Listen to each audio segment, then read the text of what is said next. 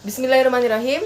Assalamualaikum warahmatullahi wabarakatuh. Perkenalkan, nama saya Safina Tunajah dengan nomor induk mahasiswa 120100020. Saya Hamidah Hasnah dengan nomor induk mahasiswa 120100071. Nah, pada kesempatan kali ini kami akan menyampaikan sebuah materi pada makul Pengembangan ilmu pengetahuan alam yang diampu oleh Ibu Saumi Setianingrum MSI.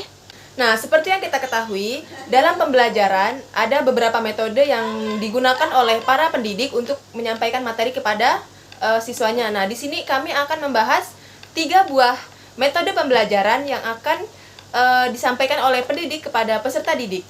Yang pertama yaitu metode pembelajaran TGT. Yang kedua yaitu metode pembelajaran permainan. Dan yang ketiga yaitu metode pembelajaran discovery.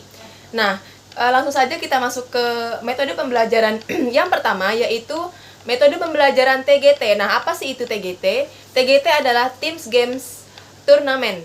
Nah, jadi TGT ini adalah metode pembelajaran yang dapat dilakukan dengan cara membuat kelompok kecil. Nah, kelompok kecil ya, dalam setiap kelasnya, misal bisa dari 3 sampai 5 orang siswa.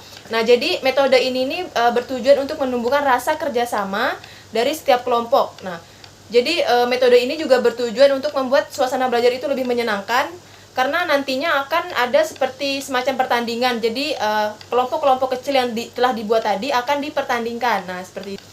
Nah, sedangkan menurut dari Slavin sendiri, yaitu pada tahun 2015, beliau menyatakan bahwa TGT ini merupakan prosedur pembelajaran yang memberikan kesempatan kepada kelompok untuk berkompetensi dengan kelompok lain sehingga siswa bergairah belajar. Jadi di sini ada rasa kompetensi, dan nantinya itu sebagai siswa yang bisa meraih pembelajaran dengan baik, maka akan diberikan penghargaan seperti itu. Nah, selanjutnya yaitu dalam metode pembelajaran TGT ini ada beberapa langkah-langkahnya. Yang pertama yaitu penyajian kelas. Nah, di sini guru akan memberikan sedikit materi di dalam kelas dengan berbagai tujuan, yaitu dengan menyampaikan tujuan, tugas atau kegiatan yang akan dilakukan dalam TGT nanti. Selanjutnya yang kedua yaitu belajar dalam kelompok. Nah, di sini kelompok biasanya berjumlah 3 sampai 5 orang, siswa yang anggotanya heterogen secara akademik, jenis kelamin dan ras. Yang ketiga yaitu permainan atau game. Nah, di sini game terdiri dari pertanyaan yang dirancang untuk menguji pengetahuan yang didapat siswa dari penyajian kelas dan belajar kelompok. Permainan ini diikuti oleh anggota kelompok dari masing-masing kelompok yang sudah dibagi oleh guru tersebut. Jadi gamenya ini berisi tentang materi yang telah disampaikan. Materi yang telah disampaikan oleh guru pada penyajian kelas tadi.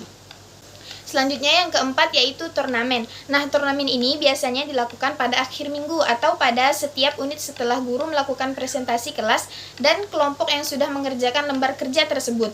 Dan yang terakhir, yang kelima yaitu penghargaan. Nah, penghargaan kelompok ini, guru akan mengumumkan kelompok yang menang. Masing-masing tim akan mendapatkan sertifikat atau hadiah apabila rata-rata skor mereka memenuhi kriteria yang telah ditentukan. Nah, jadi dapat disimpulkan bahwa ada 5 langkah-langkah dalam metode pembelajaran TGT. Yang pertama yaitu penyajian kelas, yang kedua belajar dalam kelompok, yang ketiga permainan, yang keempat turnamen, dan yang kelima penghargaan. Nah, itu tadi udah ada langkah-langkah dari metode pembelajaran TGT. Selanjutnya yaitu contoh dari metode pembelajaran TGT itu sendiri. Nah, jadi di sini ada beberapa contoh. Yang pertama itu adalah mencocokkan lawan kata. Nah, tapi perlu diingat ya, TGT ini tidak selalu tentang game atau permainan, melainkan bisa juga pembelajaran tapi yang sifatnya memang ada perlawanan antara masing-masing kelompok seperti itu. Iya. Nah, di sini yaitu ada mencocokkan lawan kata yang mana nah, jadi misalnya nanti seorang guru itu akan memberikan kepada siswa yaitu kata-kata gitu kan. Misalnya ada beberapa kelompok, satu kelompok itu dikasihkan satu kata, misalnya dalam kertas seperti itu kan. Nah, nanti di papan tulis itu sudah disiapkan lawan katanya. Jadi si kelompok-kelompok ini tinggal mencocokkan mana yang betul. Nah, nanti yang betul itulah yang menjadi pemenang. Nah, yang kedua itu ada kata berantai. Nah, kata berantai ini bisa dikatakan permainan, tapi juga pembelajarannya juga ada gitu kan, yaitu kekompakan. Nah, di mana kita menyiapkan satu rangkai kalimat yang mana nanti akan kita berikan kepada peserta yang paling depan. Nanti itu misalnya ada 3 orang ya. Jadi nanti si yang depan ini menghafalkan lalu membisikkan ke peserta yang nomor 2. Nanti yang nomor 2 menghafalkan lalu menyampaikan ke peserta Selanjutnya. yang nomor 3, dan yang nomor 3 ini akan mengucapkan kembali apa kata-kata yang sudah dihafal di peserta yang pertama. Nah, seperti itu. Nah, metode yang kedua yaitu metode pembelajaran permainan, yang artinya permainan merupakan suatu aktivitas untuk memperoleh sesuatu keterampilan tertentu dengan cara mengembirakan. Nah, jadi jika dalam permainan tersebut ditambahkan pembelajaran, maka permainan tersebut akan dinamakan dengan permainan pembelajaran atau Bermain sambil belajar. Nah, selanjutnya yaitu ada langkah-langkah dalam metode pembelajaran permainan. Nah, yang pertama ini ada menyampaikan tujuan dan memotivasi siswa. Jadi, sebelum permainan itu kita mulai, kita itu harus menyampaikan dulu kepada siswa tujuan dari permainan ini apa sih, seperti itu kan. Supaya dapat memotivasi siswa tersebut. Nah, ya, jadi yang kedua juga ada yaitu menyajikan informasi. Nah, informasi di sini adalah informasi mengenai permainan yang akan kita berikan kepada siswa. Jadi, kita jelaskan dulu ini nih permainan apa, bagaimana cara memainkannya, nanti sistem permainannya seperti apa. Nah, yang ketiga ada mengorganisasikan siswa ke dalam kelompok. Jadi di sini kita akan membagi siswa ke dalam kelompok supaya mereka itu lebih semangat. Karena kalau misalkan individu itu kan kayak lebih kurang gitu kan, keseruannya juga kurang seperti itu. Nah, yang keempat ada membimbing kelompok belajarnya. Jadi ketika kita sudah membagi mereka untuk bermain, kita tidak melepaskan mereka sendiri. Jadi kita sebagai seorang guru, kita harus memantau, membimbing mereka seperti itu. Nah, yang terakhir ada evaluasi. Nah, evaluasi ini adalah nanti ketika sudah selesai permainannya, kita menyampaikan kepada siswa apakah ada kekurangan atau kesalahan-kesalahan dalam permainan tadi. Jadi supaya siswa ini ada evaluasi, jadi tidak selalu salah dan bisa memperbaiki seperti. Nah, yang selanjutnya yaitu ada contoh metode pembelajaran permainan. Yang pertama yaitu TTS atau teka-teki silang. Nah, teka-teki adalah menebak padanan kata sesuai dengan jumlah kotak yang disediakan. Permainan ini berguna untuk olah pikir siswa-siswa dalam memahami sebuah istilah dengan melacak kata demi kata yang sesuai dengan ungkapan dalam perintah TTS tersebut.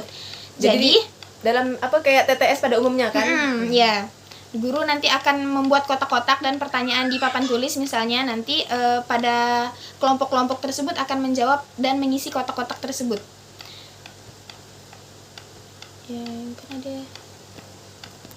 Nah, contoh yang kedua yaitu word square. Word square ini hampir sama dengan TTS, namun jawabannya hanya pembedanya yaitu jawabannya sudah ada, namun disamarkan dengan menambahkan kotak tambahan dengan sembarang huruf atau angka untuk penyamar atau pengecoh. Jadi kotaknya itu ditambahkan, misal tulis jawabannya itu buku, tetapi guru tersebut akan menambahkan kotak di ujungnya dengan memberikan tulisan A misalnya. Jadi murid tersebut akan menyilang yang mana yang salah. Metode pembelajaran yang terakhir yaitu ada discovery. Nah, discovery ini merupakan metode pembelajaran yang mengarahkan peserta didik untuk menemukan sendiri pengetahuan yang ingin disampaikan dalam pembelajaran. Jadi, sebelum pembelajaran dimulai itu seorang guru itu mengarahkan peserta didik untuk mencari pengalaman-pengalaman yang hampir sama dengan materi yang ingin kita sampaikan. Jadi di situ siswa itu sudah bisa membayangkan materi yang akan disampaikan karena dia sudah pernah mengalaminya sendiri. Nah, di sini ada salah satu ahli yang juga menjelaskan tentang discovery ini, yaitu ada Ricard pada tahun 2012. Nah, beliau mengatakan bahwa metode pembelajaran discovery ini ialah suatu cara mengajar yang melibatkan peserta didik dalam proses kegiatan mental melalui tukar pendapat, dengan diskusi, seminar, membaca, dan mencoba sendiri agar anak tersebut dapat belajar mandiri dengan cara menemukannya sendiri. Nah, selanjutnya ada langkah-langkah metode pembelajaran dalam discovery. Yang pertama, rangsangan. Nah, di sini guru akan memberikan pertanyaan terlebih dahulu pada saat memulai pembelajaran yang pertanyaan tersebut berkaitan dengan pembelajaran yang akan dipelajari.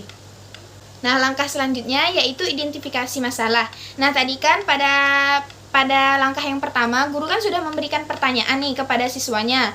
Nah, jika siswa tersebut sudah menjawab, lalu ada yang belum dipahami, nah itu akan menjadi suatu masalah yang akan dibahas dalam pembelajaran nanti.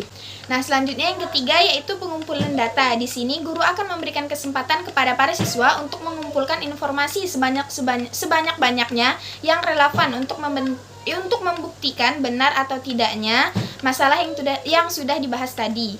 Yang keempat yaitu mengolah data. Nah, di sini mengolah data ini yaitu informasi yang telah diperoleh oleh para siswa melalui wawancara, observasi, dan sebagainya, lalu akan dijelaskan lebih rinci. Nah, dan yang terakhir yaitu generalisasi. Di sini menarik sebuah kesimpulan yang dapat dijadikan prinsip umum dan berlaku untuk semua kejadian atau masalah yang sama dengan memperhatikan hasil verifikasi.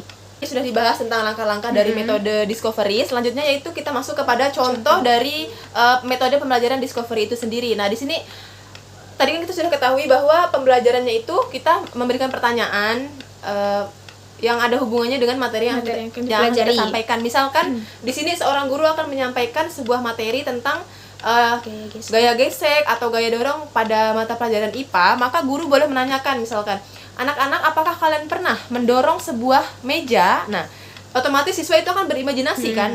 Nah, ketika siswa itu berimajinasi, namun mereka seperti belum yakin akan kebenarannya, maka kita langsung saja mempraktekkan kepada siswa tersebut gitu. Kalau misalkan mereka itu kita suruh untuk langsung mendorong meja, nah otomatis siswa akan lebih yakin dengan masalah yang terjadi seperti itu. Nah, tadi kan misalkan siswanya sudah mempraktekkan dari gaya gesek dan gaya dorong tersebut, barulah kita masuk ke materi supaya siswa itu bisa lebih paham lagi, dan pasti di situ siswa akan lebih oh iya jadi seperti ini sebenarnya, seperti itu kan, sama dengan materi yang kita sampaikan. Nah, jadi dapat disimpulkan dari materi yang sudah kami jelaskan tadi bahwa metode pembelajaran yang dapat kita lakukan ada 3. Yang pertama yaitu ada TGT atau Teams Games Turnamen. Nah, yang kedua ada permainan, dan yang ketiga ada discovery. Yang mana TGT ini fokus kepada pertandingan, permainan fokus kepada kegembiraan, dan discovery fokus kepada pengalaman pribadi yang ada hubungan dengan materi yang akan kita sampaikan. Nah, mungkin itu saja yang dapat kita sampaikan. Semoga dapat bermanfaat bagi teman-teman semua. Kurang dan lebihnya kami mohon maaf, karena yang benar datangnya dari Allah Subhanahu wa Ta'ala dan yang salah datangnya dari diri kami sendiri. Kami akhiri. Wassalamualaikum warahmatullahi wabarakatuh. See you.